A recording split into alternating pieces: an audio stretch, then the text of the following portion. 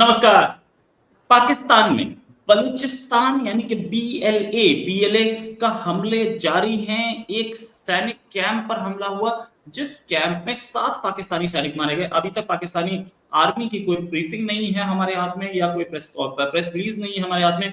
लेकिन हाँ, एक चीज अगर है तो वो है पाकिस्तानी वो है बीएलए की प्रेस रिलीज। वही प्रेस रिलीज में एक्चुअल में अभी ढूंढ ही रहा था, मेरे मेरे हाथ में थी, और मैं उस प्रेस रिलीज को दिखाता हूँ। Yes, here's the press release, मिल गई। इस प्रेस रिलीज में बड़ा क्लियरली बोला गया है कि हमने हमला किया। ये we claim responsibility for attack on Pakistani army camp at Kalat. अच्छा, कलात वो रीजन है जहां पर जनरली हमले होते रहते हैं। क्यों? क्योंकि ये पूरे वो रीजन है। एक तो शोर के आसपास, समुद्र के आसपास जो है उस रीजन में, ग्वादर के आसपास हमले होते हैं, कलात रीजन में होते हैं, और उस क्वेटा रीजन में होते हैं, और ईरान के बॉर्डर के आसपास के हमले होते हैं। 7 सैनिक मारे गए, 15 घायल हैं। बलूचिस्तान की बीएलए ने बोला है कि ये मिडनाइट रेड थी जिस पे हमला किया गया था, और ये भी बोला गया कि इसमें पाकिस्तानी आर्मी के नायक बखत नजीम, लांस नायक गुलाम इशाक, लांस नायक अब्दुल कादिर, सिपाही रिजवान, सिपाही वकास, सिपाही अली अब्बास, सिपाही सदीक रहमान, ये हैं लांस नायक और सिपाही। 2 रैंक्स के लोग मारे गए हैं। इसमें कितने लोग और हैं इन्वॉल्व, या कितने लोग और घायल हुए हैं, उसकी संख्या जितनी बताई गई है 15, ये बीएलए की तरफ से बताई गई। पाकिस्तानी आर्मी ने अब तक इसमें कुछ नहीं बताया। ये कलात रीजन जो है, इस पर भी हम बात करेंगे। ये मर्दान एरिया ऑफ कलात, इसमें हुआ है हमला। इसमें ये भी बोला जाता है कि यहाँ पर सबसे स्ट्रॉन्ग नेटवर्क है बीएलए का। इसी पे बात करने के लिए हमारे साथ डॉक्टर अभिषेक मिश्रा। डॉक्टर साहब, हमले पे हमले हो रहे हैं पाकिस्तानी आर्मी पे, मारे जा रहे हैं पाकिस्तानी सैनिक। हमारे हाथ में ये प्रेस रिलीज के 7 पाकिस्तानी सैनिक मारे गए, 15 घायल है। इनफैक्ट अभी ये प्रेस रिलीज में बहुत ज्यादा वो नहीं है कि इन्होंने सिर्फ वो ली है, रिस्पॉन्सिबिलिटी ली है। मैं आपको दिखाऊंगा कि कलात रीजन कहाँ है, और कलात में हमला करना इतना आसान क्यों होता है। डॉक्टर साहब, क्या सिचुएशन है? पाकिस्तान के किसी भी इलाके में हमला करना बहुत आसान है। उसका सिंपल कारण यह है कि पाकिस्तान का आइडिया फेल हो चुका है। पाकिस्तान डर के और बंदूकों के संगीन के साए में चलने वाले एक समाज का नाम है। Pakistan as a political idea has failed. Pakistan एक सोशल आइडिया के रूप में फेल हो चुका है। पाकिस्तान एक इंटरनेशनल कम्युनिटी के मेंबर के रूप में फेल हो चुका है। पाकिस्तान एक इकोनॉमिक आइडिया के रूप में फेल हो चुका है। पाकिस्तान मानवता के आइडिया के आगे भी फेल हो चुका है। पाकिस्तान से दुनिया को छुटकारा चाहिए। दुनिया को तो सेकंड नंबर पे छुटकारा चाहिए, पाकिस्तान से पाकिस्तान के लोगों को छुटकारा चाहिए। आप पाकिस्तान के किसी भी, ये जो बच्चे परफेक्ट, ये जो रिएक्शन वाले चैनल जाइए उसमें देखिए, हर दूसरा आदमी कह रहा होता है कि जी हमारी तो वाट लगी हुई है, हमें मौका मिले तो हम कहीं बाहर चले जाएं। भाई, पाकिस्तान ऐसा देश हो गया है, सारी दुनिया जो है अपने यहाँ पे भिखारियों से परेशान होती है। पाकिस्तान दुनिया का पहला ऐसा देश है जो भिखारी इंपोर्ट कर रहा है बाहर। आप सोचिए ये हालत उस देश की। आपने कभी नहीं सुना होगा ये प्रॉब्लम कि कोई देश किसी दूसरे देश से ये कह रहा है कि भैया तुम भिखारी मत भेजो हमारे यहाँ, क्या कर रहे हो। और वो सारे के सारे देश अल्लाह का वास्ता दे रहे हैं उनको। कोई ऐसा नहीं है जो उनको भगवान का या जीसस का वास्ता दे दे। अच्छा, इस मैप में मैं दिखाना चाहूंगा नीचे की ओर अरब सागर। अगर ये जो लाल पॉइंट बीच में बना हुआ है, ये अरब सागर नहीं, वो इंडियन ओशन है दादा, ये उसको इंडियन ओशन कहा कीजिए। ठीक है, इंडियन ओशन का एक्सटेंशन जो भी। ऊपर आप देखें तो ऊपर अफगानिस्तान है, और कलात, ये लाल रीजन जो है ये कलात है। ऊपर अफगानिस्तान है, आपको लेफ्ट में देखेंगे तो ईरान है, एक साइड इसके सिंध और पंजाब है। लेकिन ये देखिए कि अफगानिस्तान से प्रॉक्सिमिटी कितने करीब है अफगानिस्तान से। क्यों इतना करीबी है ये?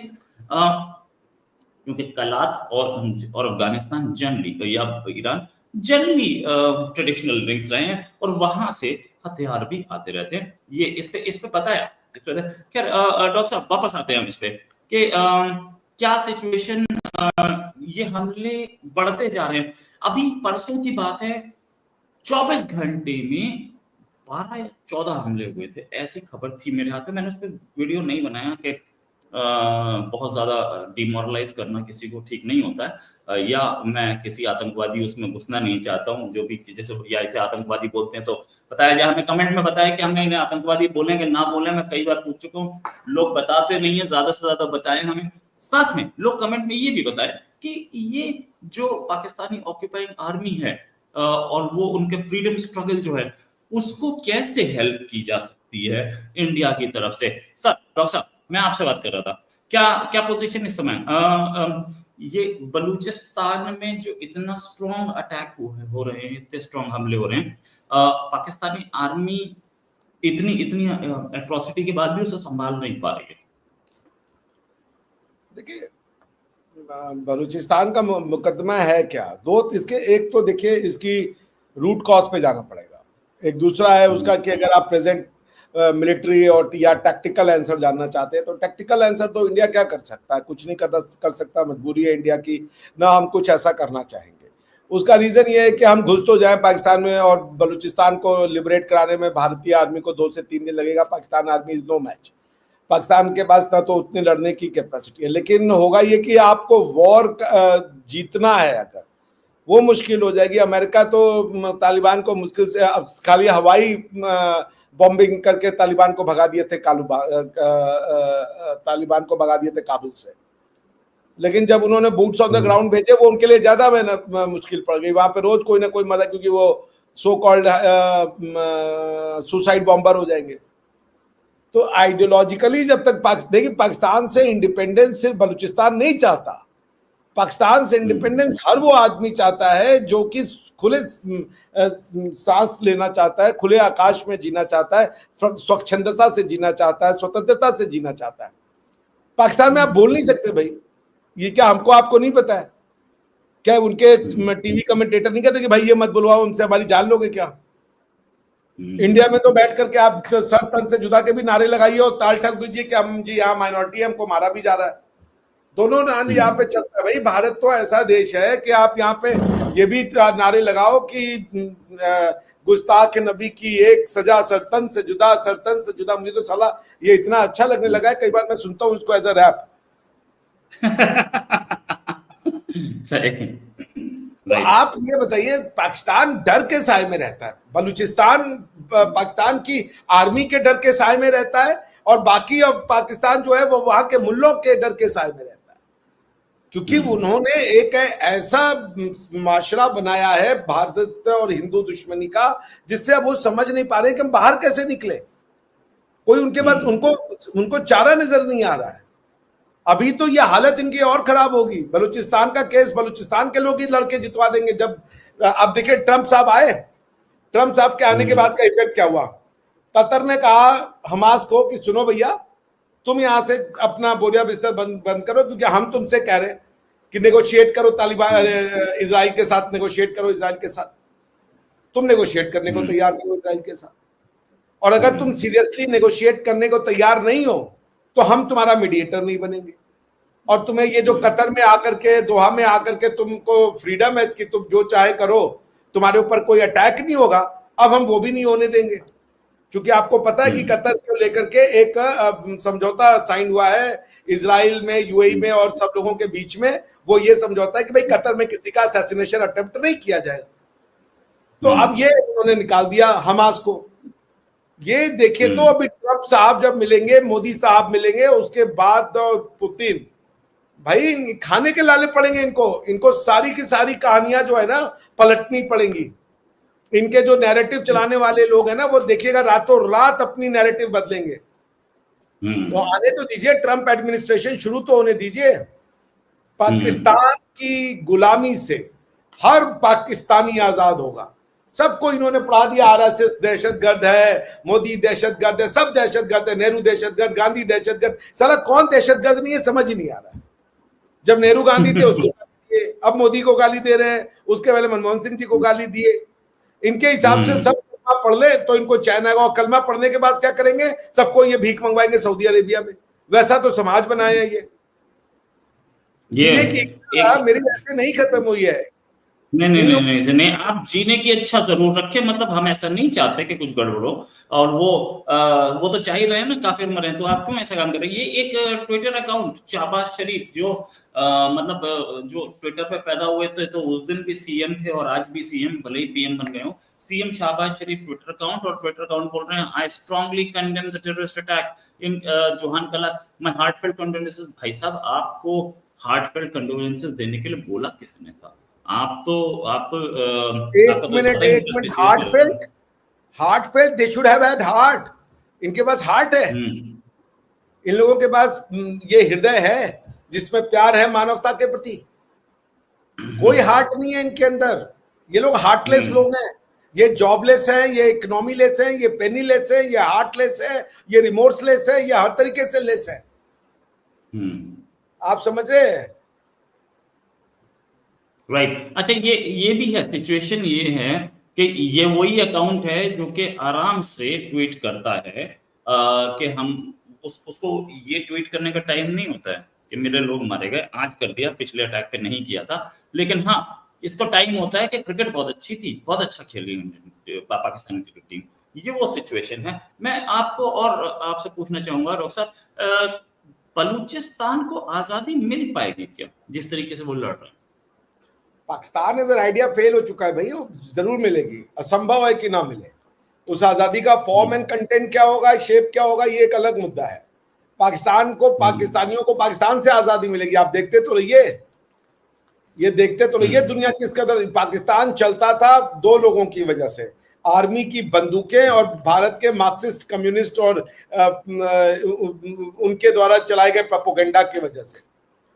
आपको याद है ना, हमारे एक राष्ट्रपति महोदय थे, उन्होंने रॉ के एजेंट्स का नाम और नंबर दे दिया था पाकिस्तान और ईरान के लोगों को कि जाके मार दो इनको। प्रधानमंत्री प्रधानमंत्री राष्ट्रपति थे। थे, राष्ट्रपति थे, अच्छा हाँ प्रधानमंत्री थे उस समय। जो हमारे बाद में उपराष्ट्रपति थे उस समय वहां पे वो थे, क्या नाम वो है, वो राजनयिक थे। अलग केस है, ये अलग केस है, वो नहीं नहीं अलग नहीं केस है। नहीं नहीं नहीं, पाकिस्तान भारत से चलता है, कभी आप इस गलत फहमी में हो, कभी आप इस नहीं नहीं, गलत वो फहमी में हो। पाकिस्तान के सारे इंटेलेक्चुअल आर्गुमेंट भारत से आते हैं।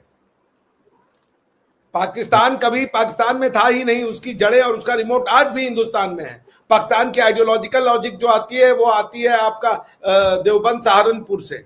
और पाकिस्तान को जो जो भारत के अगेंस्ट में अपना प्रोपेगेंडा चलाने के लिए जो लैंग्वेज चाहिए होता है वो हमेशा देते हैं, क्या नाम है, भारत के कम्युनिस्ट वाले।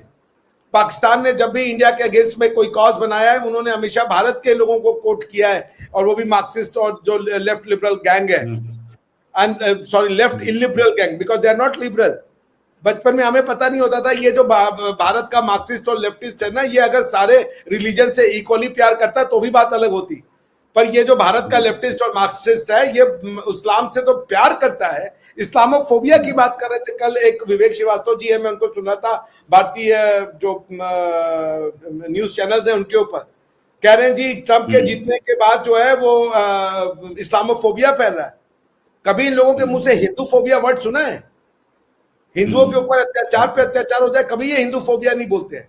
ये 70 साल से इस्लाम के प्रेम में और हिंदुइज्म के नफरत में डूबे हुए लोग थे, और इन्होंने हमारे पूरी की पूरी जनसंख्या का दिमाग खराब कर दिया। अगला 70 साल लगेगा हम जैसे आप लोगों को स्कूलों में और यूनिवर्सिटी में बच्चों को बता बता के कि भारत क्या है। इन्होंने खत्म कर दिया है भारत का, वो इन्होंने हमें विलेन बना दिया है भारत का, हमें इन्होंने कम्युनल बना दिया है। जो कहता है एकम सत बहुधा विप्रा वदंती, उसको ये कहते हैं ये हिंदुत्व है, ये नफरती है। बांग्लादेश 8% हिंदुओं को टॉलरेट करने को तैयार नहीं है। जो 23 से घट के 8% हो गए हैं उसको वो नहीं बर्दाश्त कर रहे, कह रहे हैं कि हम इस्कॉन के लोगों को जान से मार देंगे, इस्कॉन को प्रतिबंधित कर दो। ये तो आलम है, और ये हमको सिखा रहे हैं कि इस्लामोफोबिया क्या होता है। जरा पूछे ये कम्युनिस्ट पार्टी से, हिंदू फोबिया के ऊपर इनके गले से आवाज नहीं निकलेगी। तो ये कभी गलतफहमी में मत रहिएगा दादा कि पाकिस्तान भारत से कभी अलग हुआ था। पाकिस्तान एक अनफिनिश्ड एजेंडा है इस्लाम का, भारत को इस्लामी राष्ट्र में कन्वर्ट करने में। मार्क्सिस्ट भी चाहते हैं कि भारतीय जीवन शैली खत्म हो जाए, इस्लामिस्ट भी चाहते हैं कि भारतीय जीवन शैली खत्म हो जाए, भारतीय दर्शन खत्म हो जाए, भारतीय इतिहास खत्म हो जाए, भारतीय कल्चर खत्म हो जाए, भारतीय खान पान खत्म हो जाए, भारतीय सोच खत्म हो जाए, भारतीय विविधताएं खत्म हो जाए। ये दोनों लोग इसीलिए जोड़ है, ये भारत को खत्म करने के प्रोजेक्ट पे काम करते हैं। राइट। अच्छा, एक चीज please continue. which is sucking energy of India, याद रखिएगा ये। सलमान खुर्शीद का बयान, जब मोदी जी ने बलूचिस्तान के ऊपर स्टेटमेंट दिया था एज ए प्रधानमंत्री, तो सलमान खुर्शीद आके उन्होंने कमेंट दिया था, स्टेटमेंट दिया था कि इंडिया एक सभ्य कंट्री की तरह पाकिस्तान के अंदरूनी मामलों में उनको हमें वो नहीं करनी चाहिए, हस्तक्षेप नहीं करनी चाहिए। बताइए। बिल्कुल सही। अच्छा, ये उत्तर प्रदेश कोई नाम है, वैसे तो स्टेट है वैसे ये, वो लिख रहे हैं गुरुजी प्रणाम, आज दिल्ली में धर्म संसद देखी क्या? नहीं भाई, मैंने तो धर्म संसद नहीं देखी। एक और पाकिस्तानी आइडेंटिटीज हेटर सनातनीज, वो बात सही है, वो बात सही है। अच्छा, बलूचिस्तान तो मुसलमान है ना, मुसलमान के साथ क्यों नहीं रह पा रहा डॉक्टर साहब? क्योंकि मुसलमान के साथ पूरे इतिहास में कभी नहीं रह पाया है। शिया और सुन्नी एक साथ में रह गए क्या? इराक ईरान वॉर क्यों हुआ था? मुसलमान होना एक, अच्छा सुन लीजिए ये बात दादा, मैं बड़े जिसे कह लीजिए जिम्मेदारी के साथ बोल रहा हूं। एक मुसलमान दूसरे मुसलमान के साथ इतिहास में कभी नहीं रह पाया। जितने भी खलीफा थे उन सब की हत्या की गई, लेकिन भारत एक साथ रहता है सिर्फ हिंदुत्व के नाम पे। भारत में से हिंदुत्व हटा दीजिएगा, वो पाकिस्तान बन जाएगा। पाकिस्तान में से पाकिस्तान भारत का वो पार्ट है जिसमें से हिंदुत्व हटा दिया गया, आज वो एक साथ नहीं रह पा रहा है। पाकिस्तान भारत का वो पार्ट है जिसमें हिंदुत्व हटा करके इस्लामियात से उसको चलाने की कोशिश की गई, आज वो साथ नहीं चल पा रहा है। हिंदुइज्म दुनिया लोगों को जोड़ सकता है, लोगों को एकत्रित कर सकता है, और इसका ये नतीजा है कि भारत आज सदियों से होने के बाद भी एक यूनिट के रूप में है। भारत का सेंटर इतना पावरफुल है कि जब चाहे किसी स्टेट को तोड़ दे और उसके अंदर से नई स्टेट बना दे, और स्टेट के पास कोई पावर नहीं है उसके सेंटर के पावर को रोकने का। यूपी को तोड़ा, उत्तराखंड बना दिया, बिहार को तोड़ा, झारखंड बना दिया, आंध्र प्रदेश को तोड़ा, तेलंगाना बना दिया, कश्मीर को तोड़ के लद्दाख और यूटी कश्मीर बना दिया। क्यों लोग यहाँ के नहीं होते हैं? अपनी बॉर्डर के लिए मांग करते कि हमें अपना बॉर्डर चाहिए। पूरा यूरोपियन यूनियन कहता है हमें अपने बॉर्डर को फ्रीडम चाहिए। क्यों? क्योंकि वो हिंदुत्व है। हिंदुत्व इस देश को जोड़ता है, वेद इस देश को जोड़ता है, हमारे कल्चर, हमारी जो देवी देवता है वो जोड़ता है। जब मेरी दादी बचपन में, जब मैं बच्चा था, वो जब नहाने जाती थी ना, तो वो एक मंत्र गाती थी, और तब मैं बहुत छोटा था, उसका मतलब नहीं समझ पाता था। आज मुझे समझ में आता है। गंगे च यमुने चैव गोदावरी सरस्वती नर्मदे सिंधु कावेरी जलस्मिन सन्निधि कुरु। क्या मतलब है इसका? नहीं, मुझे नहीं पता, आपको बताओ। इसका मतलब दादा बहुत सिंपल है। O Ganga, O Yamuna, O Godavari and Saraswati, O Narmada Sindhu and Kaveri, may you please be pleased come into this water and purify me. क्यों उन्होंने वो थेम्स का नाम नहीं जोड़ा? क्यों नहीं कह रही है गंगे च यमुना च द थेम्स चैव? क्योंकि ये भारत की परिधि के अंदर आने वाली नदियां हैं। ये इंडस वैली सिविलाइजेशन, ये इन लेफ्टिस्ट मार्क्सिस्ट ने इसका नाम रखा। ये भारतीय सिविलाइजेशन था। भारत की सिविलाइजेशन में गंगा की भी उतनी ही महत्व है जितना गोदावरी और कावेरी की है। और हमारे जो पूर्वज थे वो हमको ये बता के गए थे कि तुम एक तभी तक रहोगे जब तुम नहाओगे और उस पानी में हर भारत की उस नदी का आवाहन करोगे जो भारत की भूमि को सींचती है। और इसका नाम इन्होंने सिंधु घाटी सभ्यता रख दिया। शर्म आनी चाहिए। सिंधु घाटी सभ्यता लोथल में पाई जा रही है, हरियाणा में पाई जा रही है। सिंधु घाटी सभ्यता, ये सब कारण है, आप समझ रहे हैं? आपको समझ में आ गया? जब हम पढ़ते थे तो उस समय सिंधु घाटी सभ्यता जो थी वो, या उसे इंडस वैली सिविलाइजेशन बोलते थे, या जो भी था वो उस समय उसकी सबसे बड़ी साइट जो थी हड़प्पा और मोहनजोदड़ो थी। आज उसके बाद, मैं ये पिछले 20 या पिछले 10 साल की बात कर रहा हूँ, जब नए एक्सकेवेशंस हुए तो इस सिंधु घाटी सभ्यता की सबसे बड़ी साइट जो है वो हरियाणा में राखीगढ़ी, और उससे बड़ी ये हड़प्पा से भी बड़ी है और मोहनजोदड़ो से भी बड़ी है। और क्योंकि हमारे डेवलपमेंट बोर्ड जो है और हम लोग इतना एक्टिव नहीं है, तो वरना वहां पर एक बहुत बड़ा फेस्टिवल किया जा सकता है और वहां पे बहुत कुछ किया जा सकता है, जैसे हड़प्पा फेस्टिवल होता है। डॉक्टर साहब, फिर से वापस जाऊंगा कि सिंध नाराज, बलूचिस्तान नाराज, बलूचिस्तान में पाकिस्तानी आर्मी पे देख लीजिए कितने हमले हो रहे हैं। आज ही की बात नहीं है, मेरे पास लिस्ट है कि कितने हमले हुए हैं। ऑन एन एवरेज दिन में तो कभी 3 हमले हो रहे हैं बलूचिस्तान में या खैबर पख्तूनख्वा में पाकिस्तानी आर्मी पे। बहुत सारे सक्सेसफुल नहीं हो पाते तो कोई मरता नहीं है उसमें, इधर 7 मारे गए, इसलिए पाकिस्तानी प्रेसिडेंट भी पाकिस्तानी प्राइम मिनिस्टर भी वो सांत्वनाएं दे रहे हैं और सब दे रहे हैं, अदरवाइज हमले तो होते हैं। पुलिस लिबरेशन आर्मी ये ये चाहती है कि एक अलग कंट्री बन जाए। पाकिस्तान उसकी पर जबरदस्ती कब्जा करके बैठा है, रीजन बीइंग वहां से गैस आती है, वहां से रिसोर्सेज मिलते हैं।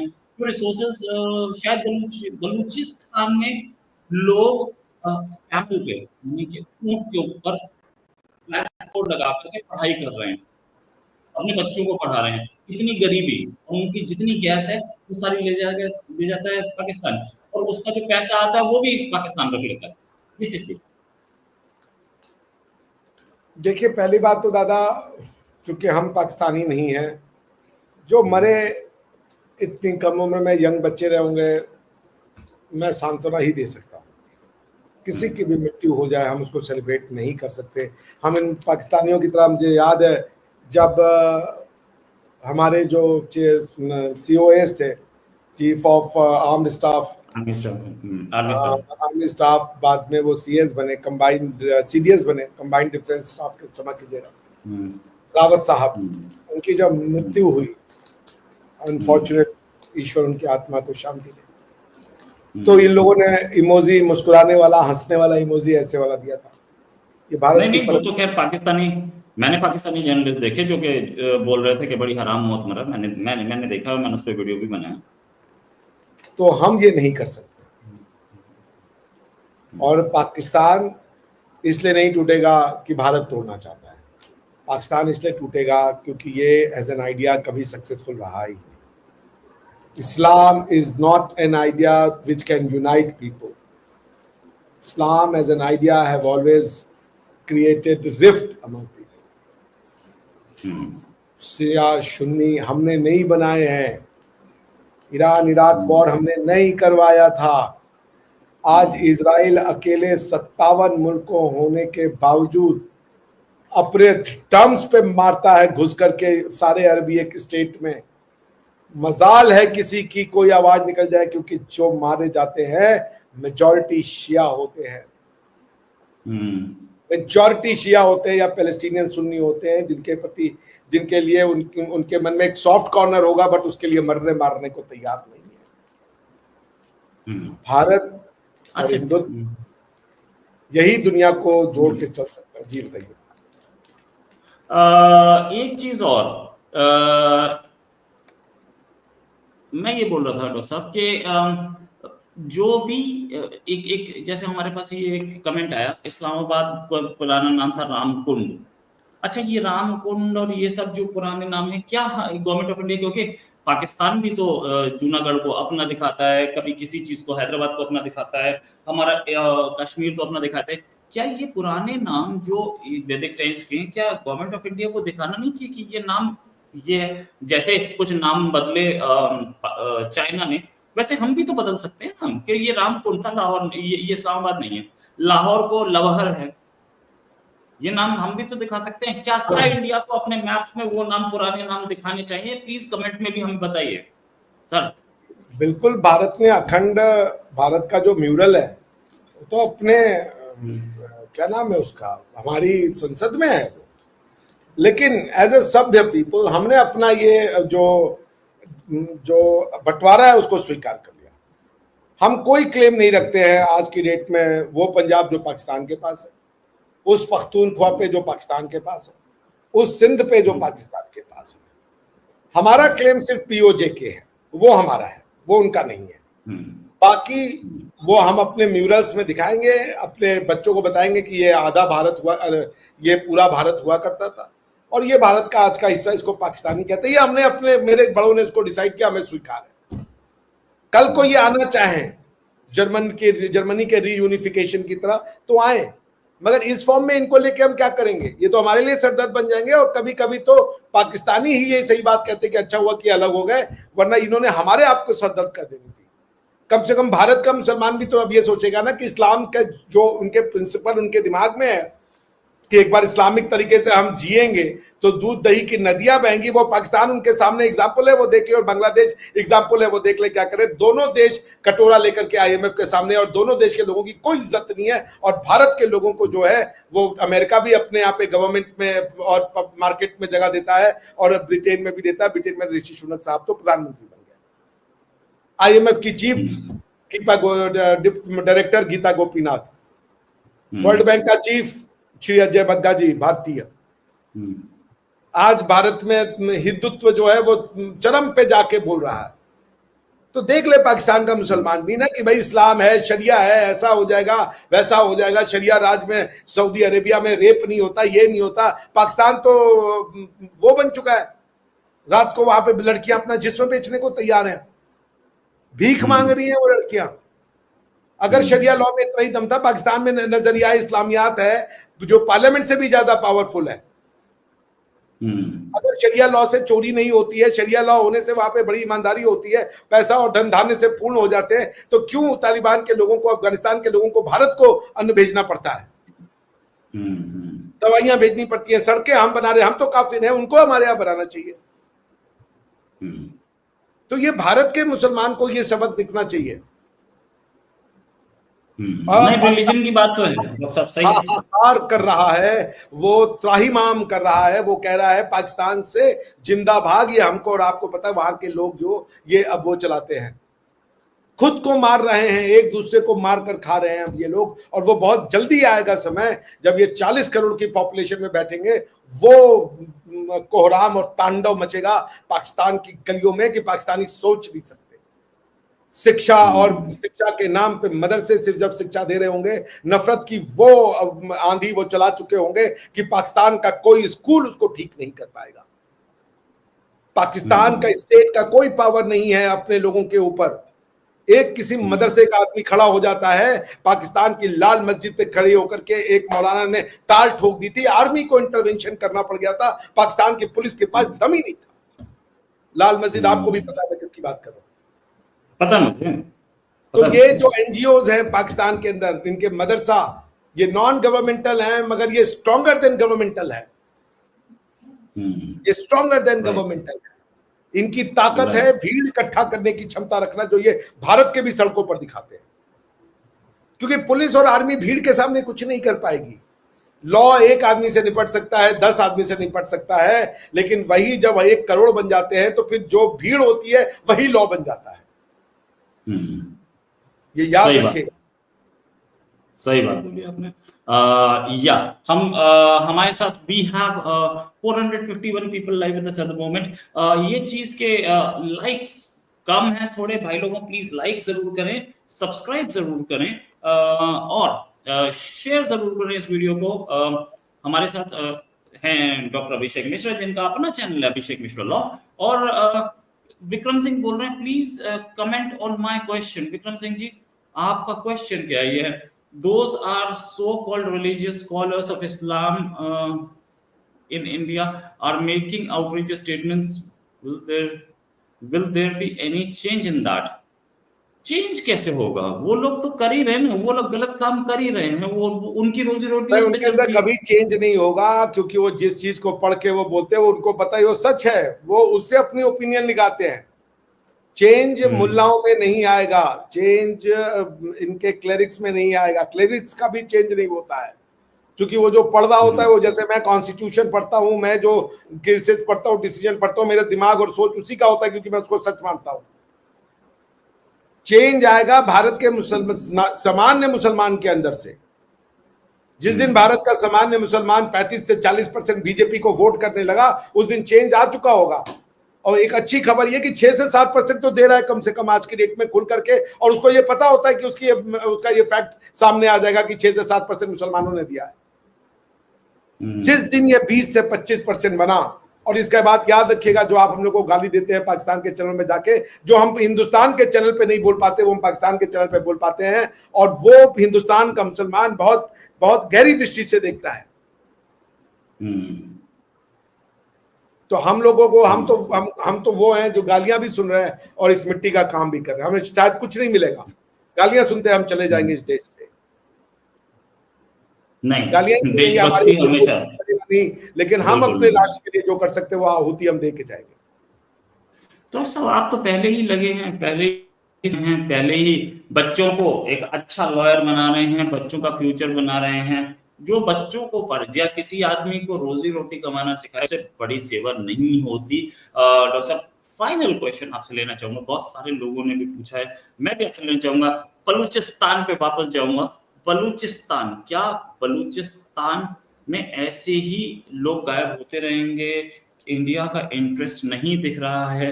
क्या इंडिया को कहीं बलूचिस्तान में अपनी आर्मी भेज के इंटरवेंशन करना चाहिए?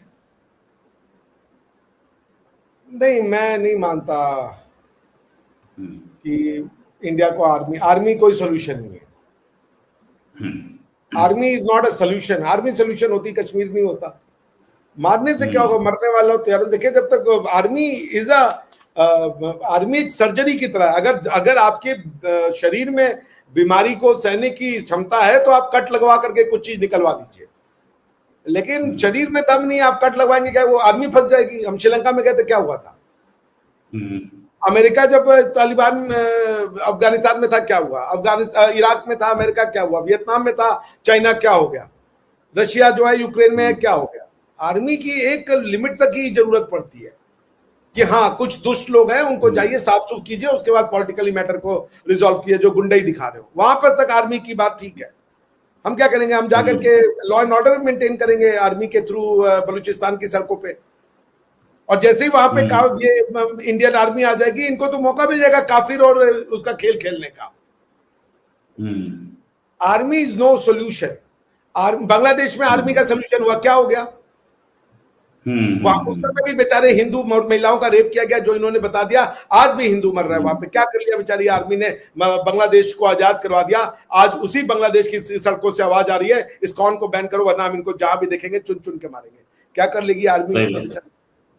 सही बात है, बिल्कुल सही है। इसमें भारत सरकार को इनका कंप्लीट इकोनॉमिक बायकॉट, इनका सोशल बायकॉट, इनका हर तरीके का बायकॉट करना चाहिए गवर्नमेंट स्टेटस पे।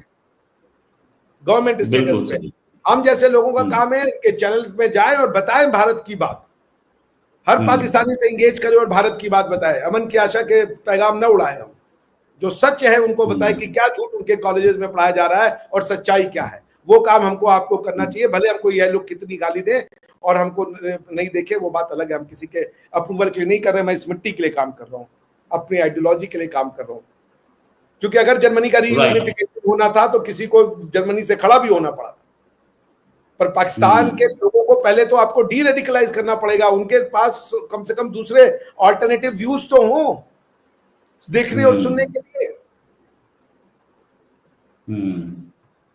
Right, thanks a lot doctor Mishra. और हमें भी लोग ये बताएं कि क्या आर्मी इंटरवेंशन से जब कश्मीर लेने की बात करते हैं तो क्या बलूचिस्तान पे भी इंडिया को सोचना चाहिए कि आर्मी इंटरवेंशन से बलूचिस्तान को हम आजाद करा दें कि नहीं? Thanks a lot for joining sir. बहुत अच्छा डिस्कशन रहा। उम्मीद है जल्दी एक डिस्कशन और करेंगे। अभी के लिए नमस्कार, धन्यवाद, जय हिंद।